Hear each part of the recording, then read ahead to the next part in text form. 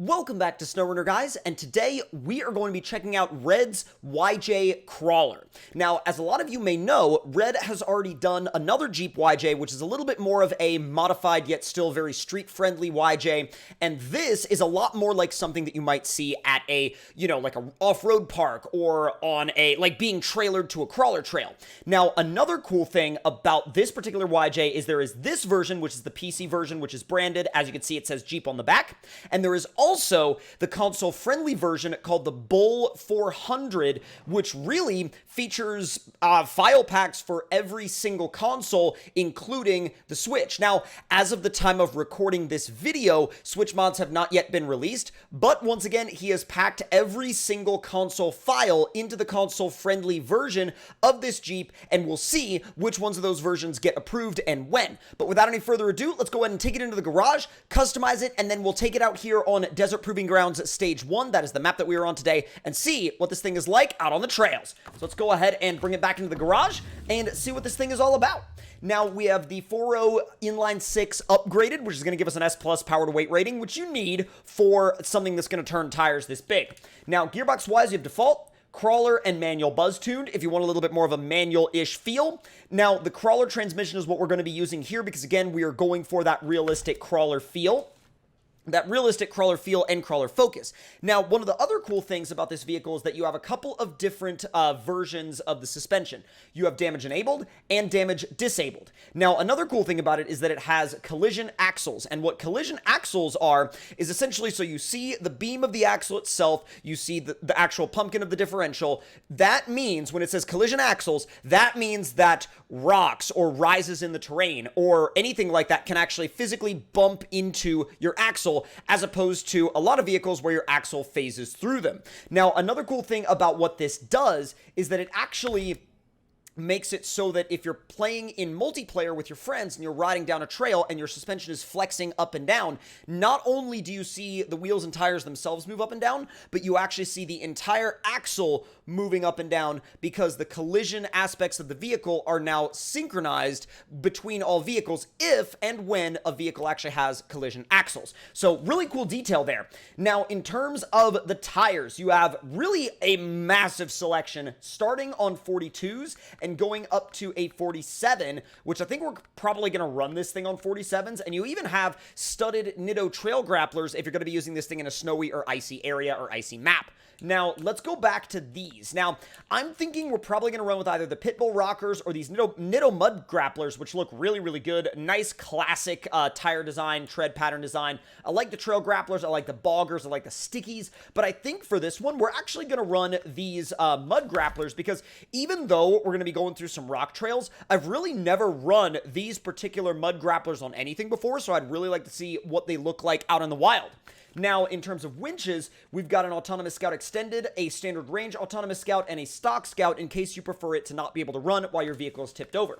Snorkels-wise, you have a couple of different ones, but they are both unfortunately rank locked, so we can't really use them at this point in time, which is fine. And then windshield-wise, whoa! You have actual frame options for the windshield. That's so sick. And you can actually take it off if you want to just make this thing a pure, open cage vehicle, which is really, really cool. I'm going to run it, but that's all up to you guys. Rock sliders, you can put the hood on. I'm going to leave it off because I think it looks really, really cool. You can run it with the fenders and the hood on if you're going for a little bit more of that classic Jeep YJ look. But again, I think I'm going to run it without because I think it looks really, really cool. So let's see, fenders off. You could do solid doors, or you could do half doors, or you could do no doors.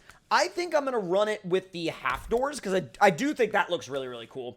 And in terms of miscellaneous items, you've got a CB regular antenna, a spring base antenna, which is actually on the other side, soft top windows, light bar up top, which I will definitely be putting up there, light pods, you got your tools in the back, which will definitely be throwing on right there, like your high lift jack, rag top, soft top, hard top, which, oh, dude, the hard top is actually pretty sick, but I think we're going to actually run the rag top this time. The rag top looks really, really cool. Now, what do we have in terms of rock lights? Blue, green, purple, red, and white. We'll do the white rock lights.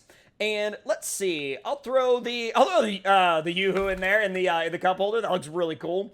And then we have the first wheel option on it right now. But as with a lot of other of Red's mods, the wheel selection is really, really cool. I like these a lot. These are like a really tough looking beadlock design. And then when it comes to like the range of colors, you can paint this thing whatever color you want. I actually really like how the orange looks a lot like a copper. I think that really brings out the kind of the dimensions of the Jeep a lot.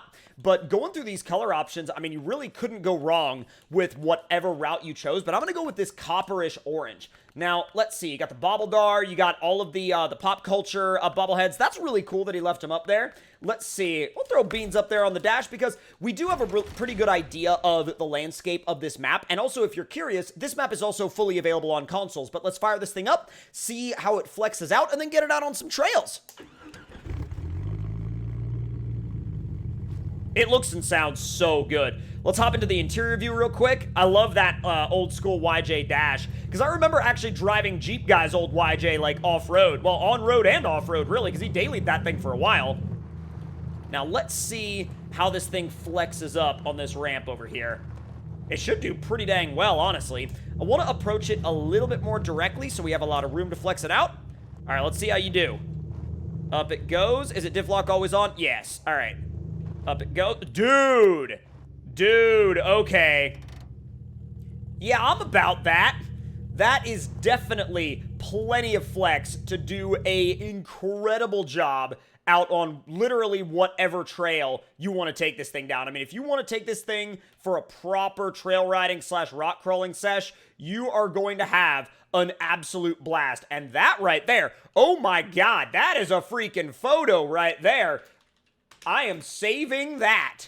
Oh my God, I am absolutely saving that. All right, now real quick though, before we get it out on a trail, I want to do something just a little bit silly and give it a tad bit of a jump test. I know I'm on the slow transmission right now, but let's see how it drops off of this platform. Oh dude, it soaks it up really well actually.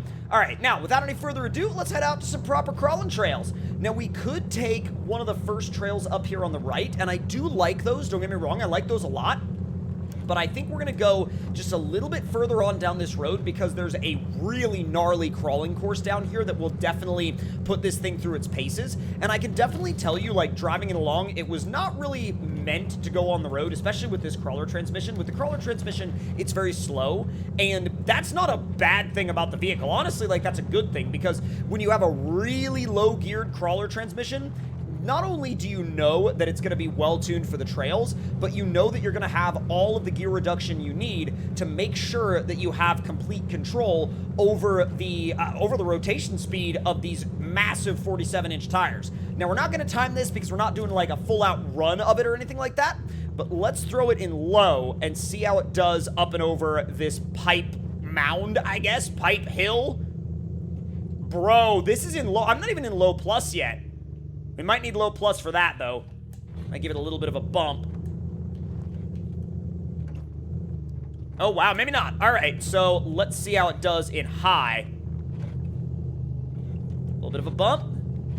Oh, no. Oh, no. Oh, dude. Okay. We might have to go at it a little bit sideways. Now, granted, this was built maybe a little bit more for, like, Top Truck Challenge style, you know, trial style vehicles. So this is not the measure of whether or not this thing is a good crawler or not. This is just, like, one obstacle of many. And this obstacle trips up a lot of vehicles. So that is by no means any kind of, like, sketchy mark on this thing. Can we make our way up? Like, please? Please? Bro, come on. I know you can do this. I know you can do this. I know you can do this. I know that you can do this. Let's go to that cactus right there. I know that you can do this. Come on. Come on. Oh my dude. Okay, there we go. Finally. All right. Now, getting up and over the top of that is no problem at all for this thing. It does it, you know, completely and totally fine. But I think it's just the particular way that those pipes are oriented in conjunction with the hill that make it a little bit sketchy. Now, making our way down into the actual crawler course itself, I mean, this looks not only right at home here, but it's extremely satisfying to watch. Not only is it extremely satisfying to watch, but it also really helps with the immersion factor because you do have those CDT axles, and so you gotta think about whether or not your diff is gonna get hung up on something. Because if your diff gets hung up on something, you gotta either winch or back up and try it again. and you really do start to think a lot more about where your axles are in conjunction with your tires. It definitely gives a lot more of a realistic experience, and it makes you take more deliberate lines too. So if that's something that you're into, I definitely recommend giving this thing a try, whether you're on PC or if you're on console, whenever the console versions of this thing actually drop.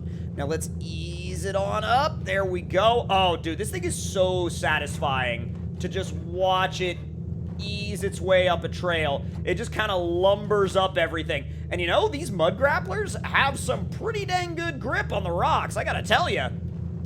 God, watching that suspension do its thing is so satisfying, though, to watch those coilovers do their work.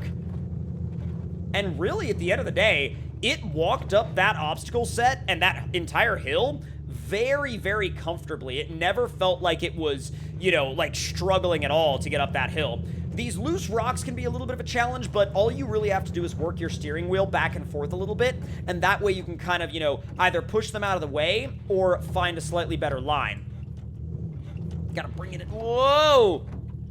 Easing it down this one. This hill can be challenging, especially when gravity tries to take over, because when gravity tries to take over, you better have a plan. Easy does it there. Low minus, walking it down.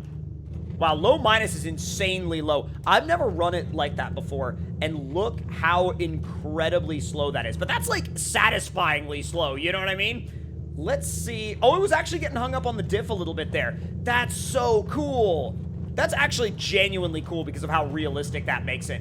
So let's do a little bit more of a run down here. I'm gonna ease it down into the water. Not bad. Not bad at all. Now, this is where things are going to start getting very gnarly, and it's going to be up to us to find, really to find the grip, especially because a lot of these areas, you know, the rocks are underwater. The grip points are underwater, and so you really have to work hard to find where the grip actually is. Come on, maybe low plus, give it a little bit more wheel speed, maybe a little bit of a bump. Maybe a tiny little bit of the winch. I'm sure there's a line through here that we could do without winching, but, oh man, our whoa! Okay, I might have confused the suspension a little bit there. It was like completely compressed up at one point, and I was like, yeah, oh, I think we might be glitching it out a little bit, because something in the front in particular is not happy. I'm also sliding my axle along the rock. I've really gotten myself into a predicament now, and we are also damaging the engine with the amount of water we've gotten it sunken into. Yeah, maybe taking this route was not the best idea, because this is insanely gnarly. Oh, we're good now. After a little bit of a sketchy recovery, we are good at the moment. Let's just see if we can kind of buggy our way through this notch. Just leaving it in low, leaving it in low. God, I wonder what this looks like from the interior view. Oh, that's crazy. If you imagine, like, being at that... Whoa! It went completely sideways right there. Not even sideways as in sliding sideways, but tilting sideways. Sliding sideways is fine, but tilting sideways, that's a totally different feeling right there. All right, I'm going to take this high line. There's multiple different lines that you can take through here. I feel like the high line in some vehicles is a little bit better, but it all depends on what you're driving. Dude, that, like, uh-oh.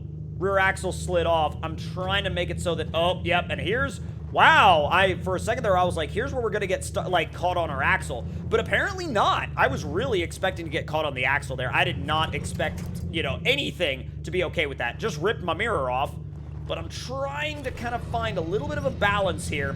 Oh, dude, I would have, like, no side paneling left on this Jeep after that move I pulled right there.